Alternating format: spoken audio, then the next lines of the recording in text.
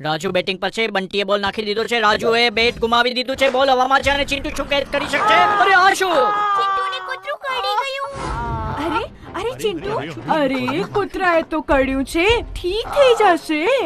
આંટી, તમે જાણતા નથી કે કૂતરા કરડવાથી રેબીઝ નામની બીમારી થઈ શકે છે, જે 100% જાનલેવા બની શકે છે. હળદર મરચું કે તેલ લગાવી દો. ના અંકલ. આલે બેટા, આના પર કપડું બાંધી લે. ના, આનાથી માત્ર નુકસાન જ થાય છે. માસ્ટરજી, તો શું કરું? હા દીકરા, અહીંયા બતાવું છું શું કરવું જોઈએ. જ્યારે પણ કોઈ કૂતરું, બિલાડી, વાંદરો કે કોઈ જાનવર કરડે કે નખોડિયા ભરે ત્યારે સૌથી પહેલા આપણે ઘાવને વહેતા સાફ પાણીથી સાબુ લગાવીને 15 મિનિટ સુધી ધોવો જોઈએ. હવે તેને તરત જ નજીકના સ્વાસ્થ્ય કેન્દ્રમાં લઈ જાઓ તથા પ્રાથમિક તપાસ પછી રેબીઝનું સંપૂર્ણ ટીકાકરણ કરાવો.